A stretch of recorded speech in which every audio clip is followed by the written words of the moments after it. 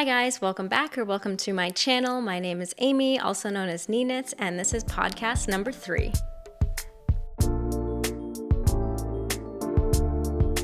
Hey guys, welcome back or welcome to my channel. If this is your first time watching, my name is Amy. Just to introduce myself, I am a knitter and this channel is dedicated to knitting, the projects I'm working on. I also talk about yarn and do yarn reviews.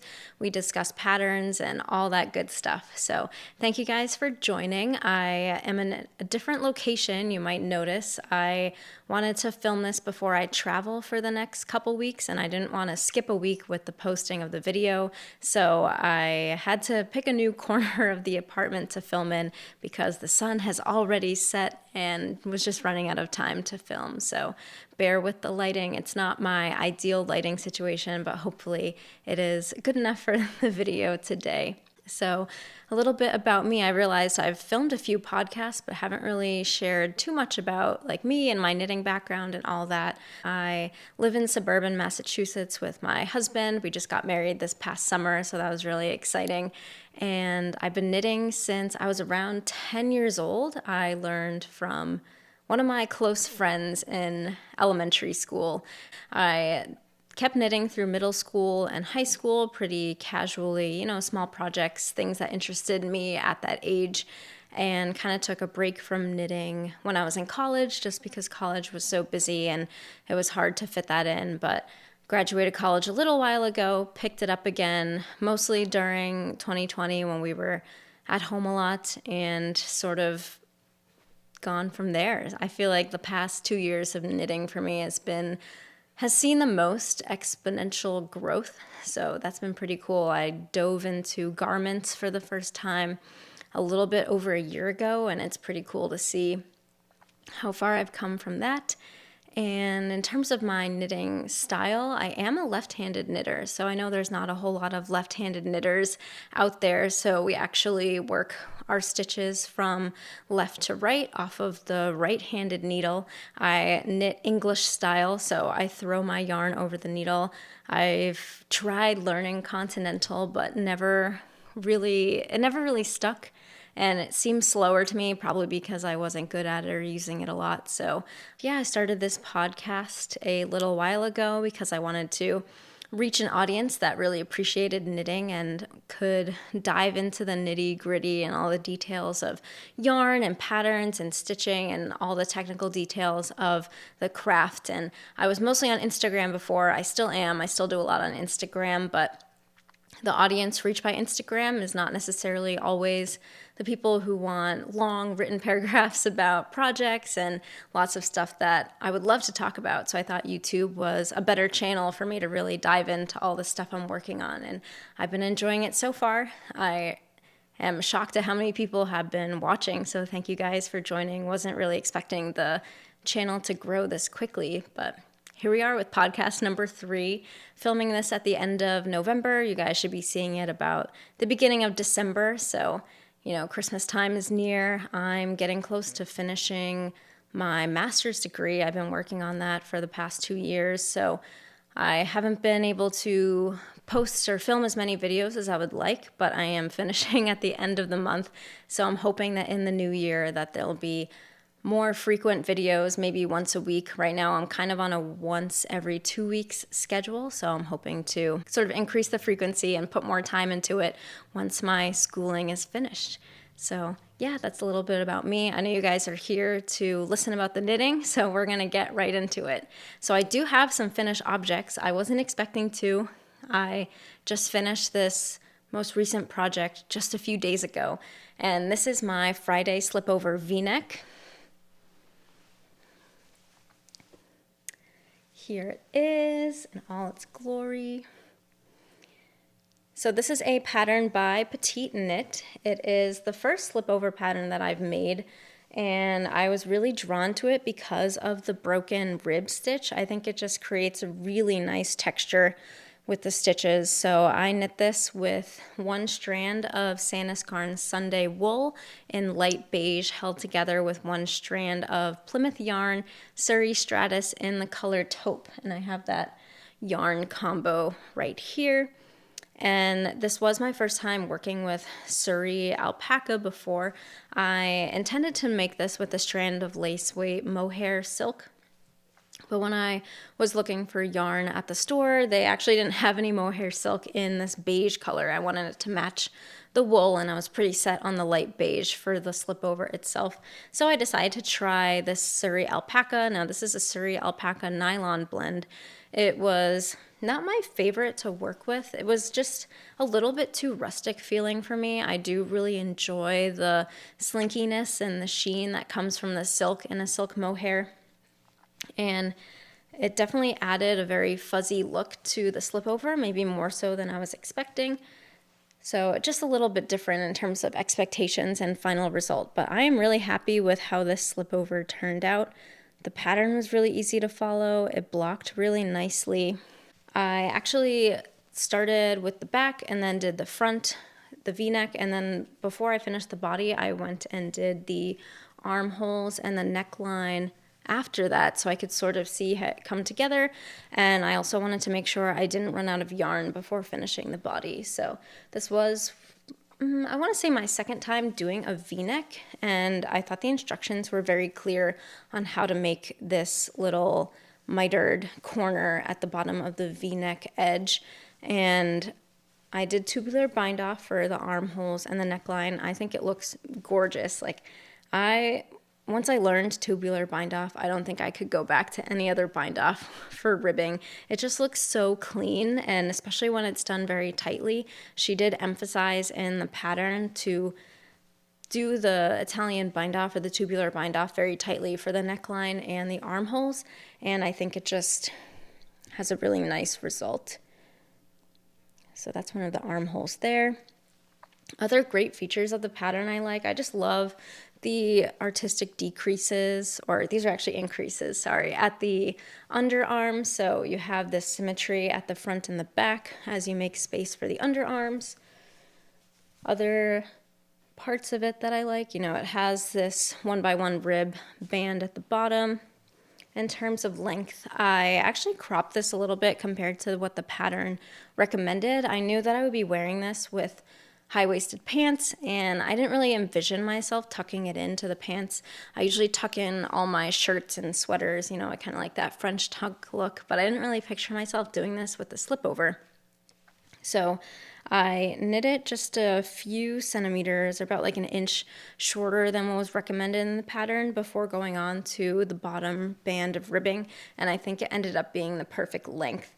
And I was actually kind of curious what would have happened if I actually knit it to the correct length, because this is the rest of the yarn that I have after finishing, and I don't have any more than this, so I would have been playing yarn chicken. I don't think this is enough to have made, 1 more inch of length. So I'm glad I made that decision, even though the yarn had nothing to do with it. I thought the pattern was very well written for the first slipover that I've ever made. I thought it was pretty easy. I thought I would finish it a lot faster than I did. I was thinking, oh, it's like a sweater, but there's no arms, so no sleeves. It's got to be done super fast. But it took me a whole month to make this, and I don't knit monogamously. You'll see I have a bunch of different projects going on at the same time, so I wish I did this a little bit faster, but I'm happy with the end result. And yeah, I'm looking forward to wearing it. I'm actually going to try it on for you guys. And I was planning on wearing it for the rest of the podcast just so you guys can see the fit on. So I'll go do that now. All right, so here we go. This is the finished V-neck, Friday V-neck slipover. And yeah, I really like the way that it fits. I made my usual size that I do with Petite knit patterns, which is a small. And when I tried it on before I blocked it, it definitely was very snug. So blocking, I can't emphasize it enough, super important to get the desired fit of your finished objects. So once I blocked it, it really grew to the correct ease that I wanted. The one thing that I was expecting is maybe a little bit deeper of a V-neck. Now, I don't really plan on wearing this without this sort of high crew neck undershirt, so I wouldn't have minded a deeper V-neck knowing that I have this high neck undershirt beneath it. So you can see it kind of naturally comes up. So I don't know how I would have changed that. I guess I could have kept increasing before connecting the two front panels to make the V-neck, but for a first slipover, I think it's good. Now, slipovers in terms of my personal style, this is definitely branching out of my comfort zone for me, so I'm excited to get some wear out of it. I don't know how many slipovers I'll make in the future, just because it is out of my personal style or usual style for what I wear, but you know, it's okay to branch out, so maybe I'll try something new. I do like the look of very oversized slipovers. Petite Knit has a few, I think something like the weekend slipover, you know, where it comes very wide off of the shoulders. It almost kind of looks like a short sleeve sweater, just by how oversized and how much ease it has. I really like the look of that. So I could see myself knitting something like that. I think this one, in terms of ease, because it has less ease, it's not really my style, but I think I'm gonna make it work. You'll see me wear this again, so. So yeah, that's my Friday slipover V-neck. Okay, so the next finished object that I have is a pair of socks, and these are another pair of vanilla socks by the Crazy Sock Lady. I still follow her YouTube tutorial. You know, I watch them for the steps. She has little breaks where you can go finish like the section. So she teaches you how to do the cuff and then the leg. And then she's like, oh, come back later when you're ready to move on to the next section. So I always, when I'm knitting these socks, I still have a tab open on my computer with the video because I've been working on them and still don't have the pattern memorized, but it is a really easy tutorial to follow. This is my second ever pair of socks, so I actually was intending to knit these for my husband. So following her size guidelines, and I measured my husband's foot, and it seemed like he was supposed to be a medium, which is equivalent to 64 stitches casted on. So I knit the first sock all the way down to the ankle, and then I had him try it on, and it didn't even get over his ankle. So I think that the pattern is just, I think it runs small. And I heard from some other knitters who've made it before that they've found it also runs small, you know, based on the measurements that she gives and the actual finished product. So unfortunately, these could not be given to my husband, but they ended up being some socks for me. The first pair of socks that I knit with the pattern, I made with the 56 stitch cast on, and they fit me pretty well. I did think they were a little snug. So these are 64 stitches, and they do fit me as well. I know some people like a tighter sock because it doesn't fall off as easily or it's not loose. But I think in the future I will probably stick to 64 stitches for my own foot, and I'll have to make my husband another pair in a larger stitch count just to make sure they fit. But so these are knit in a hand-dyed yarn from East Coast Yarn Company, and this is the color Oh My Gourd from, you know, the fall collection, and I just really like this color combo. It's like got orange and teal, and just was kind of a cool take on fall colors. You know, normally fall colors are very warm tones with the reds and the oranges, but this kind of took it in a different artistic direction, and I really liked it. So I bought this skein of yarn at the Greater Boston Yarn Crawl. So this is what I have left of it. And you can see how pretty it is caked up with those oranges and the deep teals. Now, I don't really knit with color changing yarn very often. I've knit a ton of solid color items. I'm actually trying to get into more multicolored yarns. And I know one issue that people have is pooling. Pooling, some people like it, some people don't. It's when the colors in the variegated yarn sort of, they repeat in a repetitive pattern that you can see in the finished fabric. So for example, I had pretty significant pooling on this first sock that I made. You can see the vertical stripe of teal going all the way down the sock. And you can also see the vertical stripes of orange and white, or the cream color as well. And you can see that there was pooling on the leg and the foot, where I had a consistent stitch count, was just working straight in the round. However, at the ankle and the heel, you can see there was not really that much pooling, because, you know, when you're working the heel and the ankle, there's a lot of different stitch counts. You know, you're decreasing and increasing. So not a lot of pooling at the heel. And I prefer no pooling. My personal preference, I don't really like pooling that much. And some ways to combat that are to use 2 strands of yarn from either the same ball, or if you have 2 balls of yarn, and then alternate those every other row or every 2 rows, and that can help break up the pooling. I didn't really want to deal with that for the sock, because to me the sock was a nice, convenient, portable project that I just wanted to be able to pick up and work on. So having to work with 2 balls of yarn, I just didn't have an interest. So I was like, oh, I'll just see where this goes. You know, the pooling will be okay for me. The interesting thing is how my first sock has this very significant vertical stripe pooling, but the second sock had like this twister spiral effect of the colors. And then it wasn't until I reached the foot that it resumed the very similar pooling pattern from the first sock. So different patterns. I don't know what happened, because, you know, it's the same stitch count. So I assume that my gauge must have changed slightly with the second sock, but nothing noticeable when I'm wearing the socks. So yeah, these are my 2 socks. I think I like the spiral one better. Like, I kind of wish that the first one pooled like the second one, because the spiral is pretty cool. I feel like the vertical stripe can be seen as, like, from far away, it's like, oh, did you spill something on your sock? But that's the beauty of hand-dyed yarn. It works up differently every time, and I feel like that's the fun of knitting it, because as you're knitting, you have no idea what it's going to look like, and it sort of compels you to continue the project and see how it looks.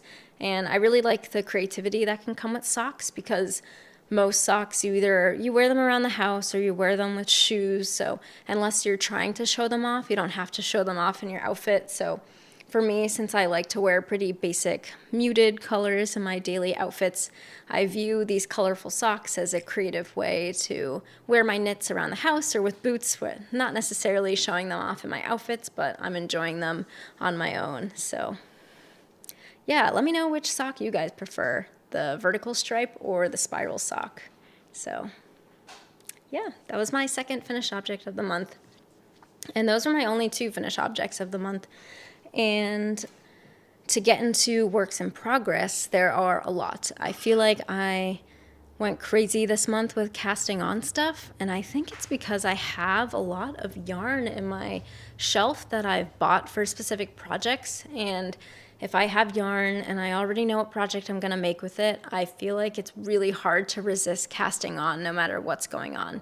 So I think a way to prevent this whole whip craziness is to either not buy the yarn or not buy the pattern, because when I have both in my hand, there's no stopping me. So I got a whole like parade of whips to show you guys, and we'll start with the newest one that you guys have not seen yet. So this is the Hansholm sweater by Petite Knit. This is one of her men's sweaters, so I'm knitting this for my husband.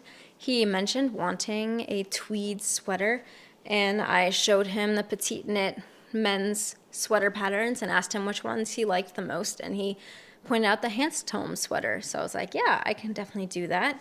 Don't really have like a goal in mind of when I'm gonna finish it. You know, it's not for Christmas or anything. It's just a sweater that I'm knitting for him. So this is a basic raglan sweater. It starts with a folded collar with 1x1 rib. You know, you have single stitch raglan increases. It did have German short rows at the beginning, which really helped shape the neck. You can see here that when I line up the bottom edges, that there is a significant difference in the back of the neck and the front of the neck height, and I think that's gonna create a really nice fit. I've made a bunch of raglan sweaters before. I've only made a few with German short rows, but the ones that I have made with German short row shaping at the neckline, they do fit a lot better, excuse me. They don't have a weird gap at the back of the neck, which I feel like leaves me a little cold, you know. If I have my hair up and the back of my sweater is sort of dipping below my neckline, then it's sort of like an area that can feel cold pretty quickly. So I'm excited about this. I'm knitting this in Rowan felted tweed in the color camel. Let me grab the ball of yarn. So this is the yarn that I'm using, Rowan felted tweed. I don't remember what the fiber content of this is. I know it's alpaca and wool, and I believe that the tweed is Donegal, but I don't remember the percentages. But I'll just give you guys a close-up of the yarn. I also got this yarn at the Greater Boston Yarn Crawl, and I just think it's a really nice neutral brown. It's kind of like a warm tone, kind of caramel color with blue and white tweed speckles.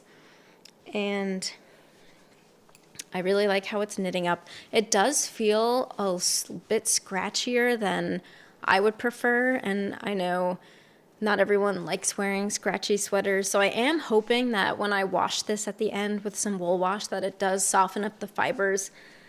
You can sort of see the rusticness of the yarn up close.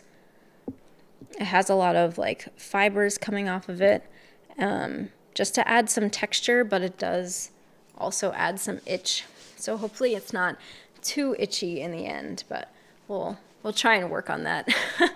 Maybe he'll have to wear it with a long sleeve t-shirt underneath, but I know a lot of people do that with their wools just because it's difficult to wear them, especially without being itchy around the neck. Everyone's neck tends to be more sensitive than the rest of the skin. So yeah, this is the Huntsholm sweater. I really like the pattern.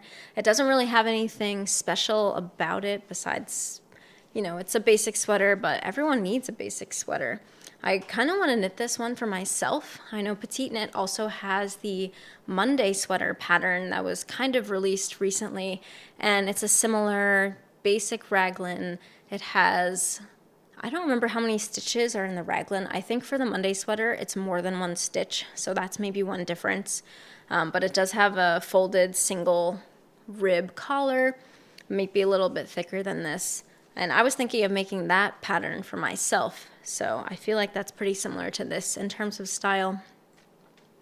But it's nice to have that mindless knit where once you get past the yoke, it's just stockinette stitch. So this is easy to bring around, easy to knit while watching television or Netflix, and a good palette cleanser from some other projects that might be a little bit more involved. So my next work in progress is also a Petite Knit pattern. It is also just a stockinette stitch sweater, and that is the Terrazzo sweater. So if you watch my most recent video, I did a yarn review with Hobby, and they sent me the Winter Glow yarn, which is this beautiful self-striping, roving wool yarn. It's half wool, half acrylic, and let me grab it. So this is the Winter Glow yarn. It is a massive ball of yarn. So I got 2 of these, which is, I think, enough to make a sweater.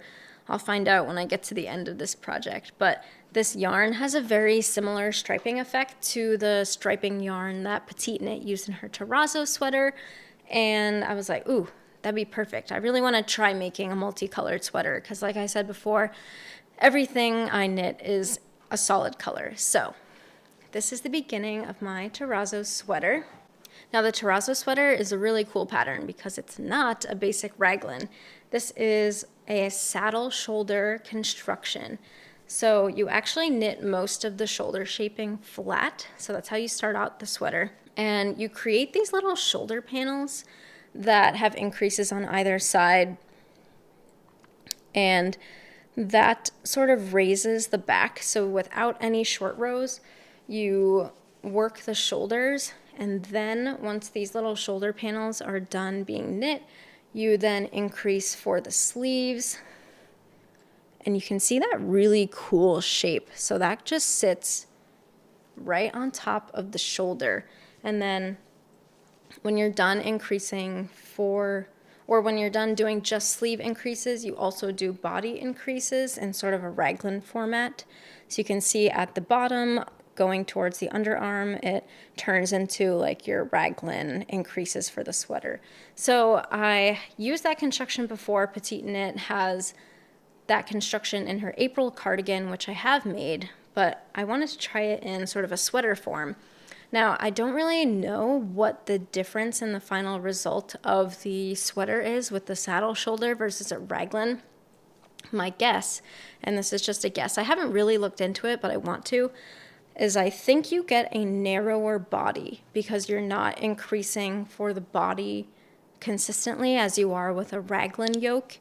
So I think you can sort of see here, it sort of creates this vertical defined line for the shoulders, whereas in a raglan you don't have that. You just have a diagonal line that extends from the neck and goes to your underarm, where this, you have a vertical line that goes from the top of your shoulders down, just trying to make sure you guys can see, from the top of your shoulder down until you get to about the underarm.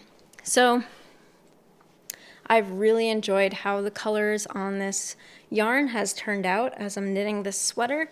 It's knit on 5mm US 8 needles, so a little bit bigger than some of my other projects. Most of the projects that I've knit recently have been on 3.5 to 4mm needles, so jumping up to a 5 sort of feels like a big change for me, but it is moving pretty quickly. One thing with the terrazzo sweater, it has a very tall twisted rib turtleneck, and I think that's one of the main design features of the sweater. However, I don't think I'm going to do that. I'm not really picturing this in a tall turtleneck, so I kind of want to knit the whole sweater.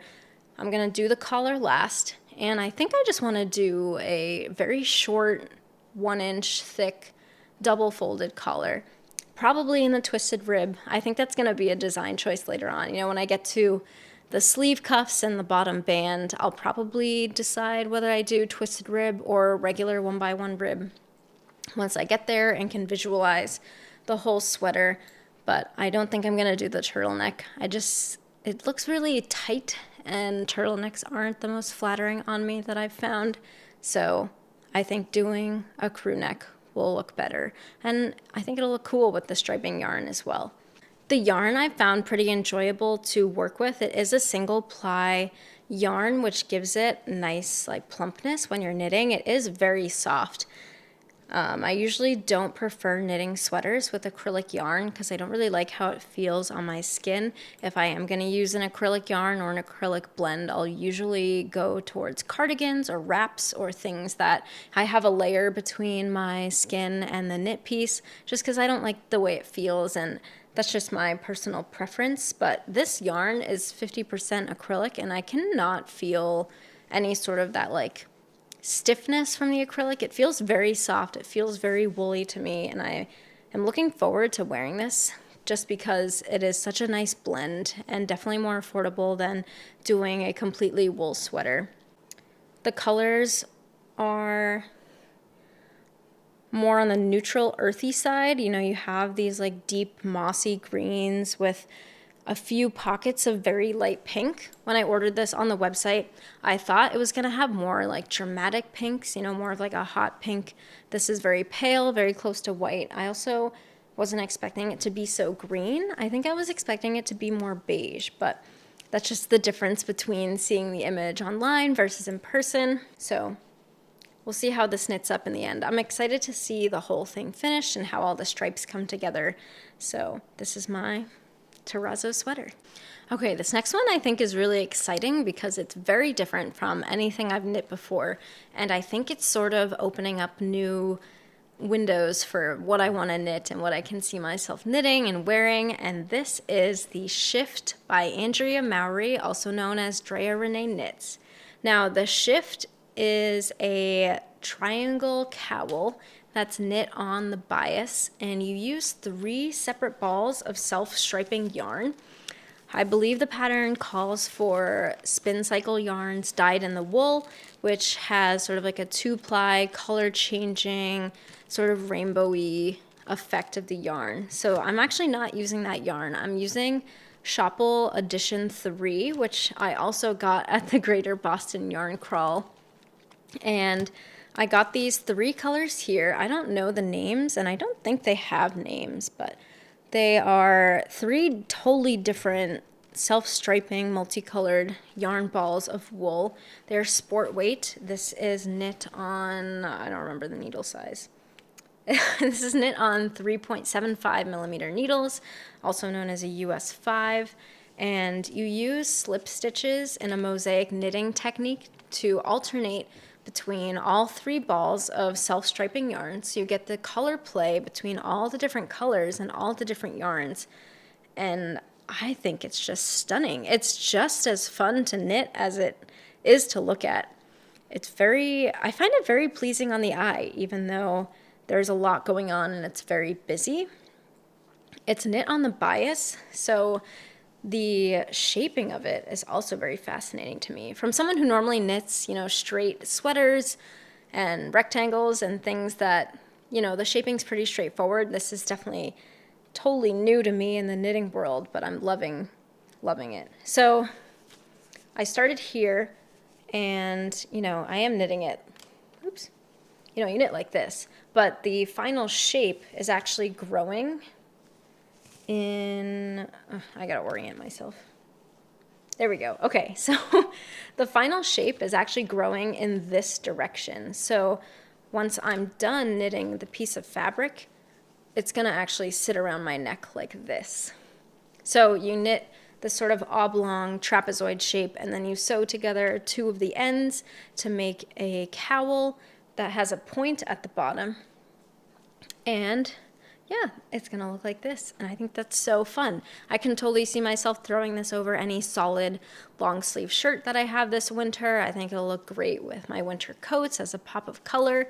This is a 100% wool yarn. It's very soft, and I'm just loving the way the colors are working with each other. It does have an applied I-cord edge to give it that very clean look. I haven't found it too difficult to keep track of the 3 balls of yarn. I have been keeping it in this basket so they can all sit. They're not rolling around and they're not getting crushed in a bag. I don't plan on removing them from this basket until the project is finished. And I think this is just a really nice project to work on, to take a break from my other straight stockinette pieces. This one, I do need the pattern in front of me as I'm knitting it. I can't just pick it up. I do have to, be looking at where I'm at in the pattern the whole time. But I think those projects are kind of fun to have every once in a while. So I think I can see myself branching off into knitting more complex things with charts, things with more color and design, just because it's cool to see the piece of art come to life as you're knitting it. I had no idea how the colors were going to look as I was knitting it. You see these 3 balls of yarn, and it's pretty impossible to visualize what the finished product is going to be. So this is one of those knits where I've just loved picking it up and working on it, seeing the colors change, and just working on those stitches. And it's not that hard of a technique. All I've been doing is knitting, purling, and slipping stitches. So great knit. Andrea Mowry has some great designs. She has a lot of similar mosaic knitting patterns that use this technique and use a similar striping yarn. So if you like this style, I would definitely check out her patterns. I think she has a larger wrap scarf that is also called the Shift, or has a similar name within the Shift family. So maybe that'll be my next project after I finish this cowl.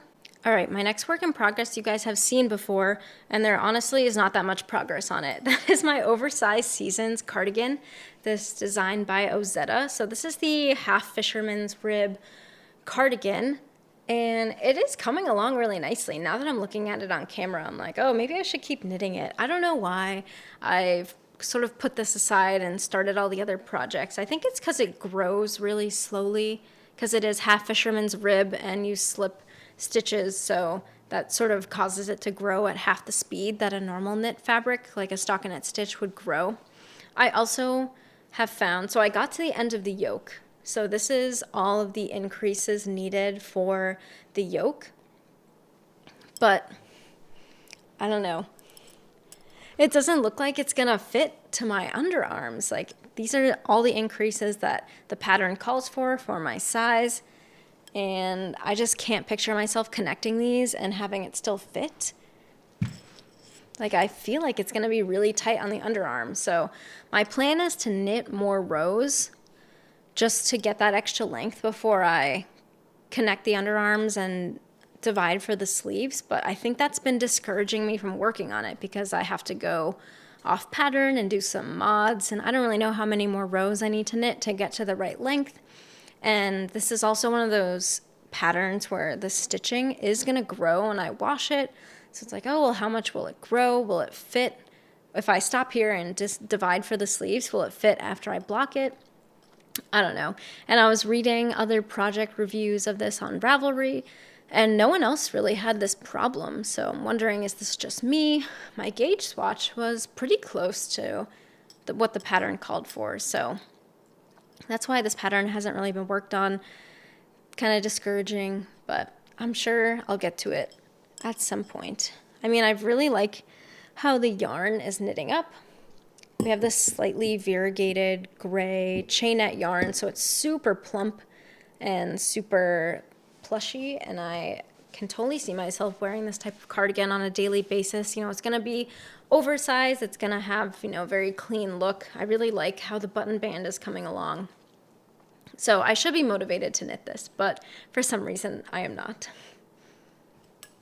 So this will be a finished object one day, but not one day soon. All right, so now we'll get into acquisitions for this month. The first thing I got is a tool that I should have gotten a while ago, but I didn't. So I finally splurged on a yarn swift, which I did not grab.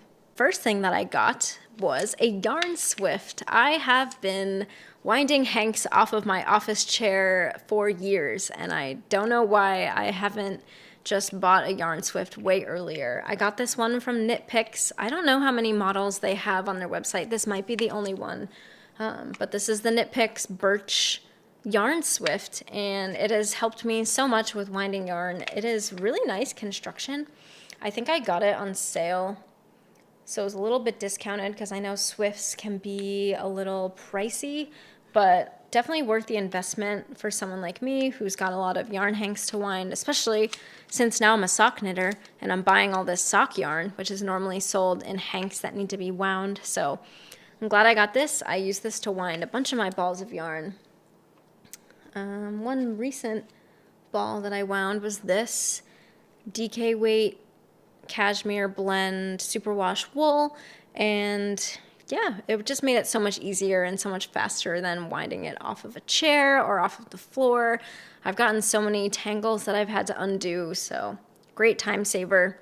I do like how portable it is. I don't keep this out. I take it out just to use it, and then I will close it up and put it into my cabinet out of sight. So yeah, that was a fun little tool. Sometimes I feel like getting knitting tools is more exciting than getting yarn, just because of it's repetitive use. You know, yarn you use once in a project, and yeah, you have the project, but you already used up the yarn. You can't knit with that yarn again, but tools you use for every single project. So big fan of getting new knitting tools. So I do have some yarn. I did get one shipment in from Sewrella Yarn. Sewrella is a hand-dyed yarn company based here in the US. They're based in North Carolina, and they have gorgeous yarns. I actually have another order coming in from them. So back in August, they had a collaboration with Two of Wands called Autumn in New York, and Two of Wands is one of my favorite knitting designers and pattern designers. She does great work. So when she announced that she was doing a collaboration with a yarn company for hand-dyed yarn, I knew my wallet was in trouble. So I ordered some of that. It hasn't come in yet, but I'm super excited to show you guys when it does. But in the meantime, I did order from Sewrella their Autumn Tonals. So Sewrella has seasonal tonal yarns that they keep in stock every season for an entire season. So the autumn collection had some beautiful tones, and now that I'm into sock knitting, I definitely wanted to get into some tonal hand-dyed yarns to also make socks that will be solid colors but have some depth from the tonal yarns. So these are the yarns. I got two different bases. So these two here are the Cashmere DK base. So this is an 80% superwash merino wool, 10% cashmere, and 10% nylon. So it'll make great DK weight socks. I got them in the color Velvet. So this is this gorgeous sort of cobalt blue, and you can see the tonal variegation is just ever so slight to give it some personality, but it's not too much where it can be overwhelming or busy to the eye. And I also got that same yarn in the color Home, which is this really nice deep green. It's a very mossy green. It has gray undertones in it. And I feel like I haven't seen a color like this before. Now my plan is to make some DK weight socks with these two yarns. Andrea Mowry did just release her Bear Paw socks, which are a nice ribbed sock pattern for DK weight yarn. So my plan is to use this yarn for that pattern. I haven't made DK weight socks yet. I'm excited to. I hear they go twice as fast as fingering weight socks, so that'll be a fun project. And then the other two yarns that I got, these are in the fingering sock weight yarns. So these are 80% superwash merino and 10% nylon for socks and fingering weight. This is the color Cashmere, which is this beautiful mushroom purple, and I really like the color changes with this. Now, this is such a nice tonal. You have the deep and the light parts, and I love purple. I love mauve. Those are like my two favorite colors and my favorite color family, so I'm excited to make some socks out of this. I also got the color Butterscotch, which is, just as the color name describes it, a nice orangey butterscotch color. I just think the tonal furigation is gorgeous. I do want to try more than just vanilla socks, so there's a lot of really great patterns for lace socks with lace motifs on them, or just some more textured patterns or cables. And I think when you're knitting socks with more stitches going on, you know, like lace patterns and such, tonals really cause the pattern to shine. So I'm probably going to try new sock patterns for these yarns. I don't really have a pattern in mind yet, but you guys will see these in future episodes, I'm sure, when I get them wound with my new Swift. Now, I do know that the Autumn Tonals are going out of season really soon. By the time this video is posted, unfortunately, those yarns from Sewrella will not be available, but I believe that they're coming out with winter tonals soon. I'm probably going to snag some of those when they come out, so feel free to check out the website. I do have a link below in the description for a $5 coupon if you haven't shopped with them before, so if you're interested in some very nice hand-dyed yarn, I would definitely check them out. All right, so that's all I have for today's podcast. Thank you so much for listening and watching. I hope you enjoyed everything I had to share, and I hope you enjoyed knitting along with me, or if you're just planning out your next project, I hope I gave you some inspiration. So looking forward to seeing you guys next time. Bye.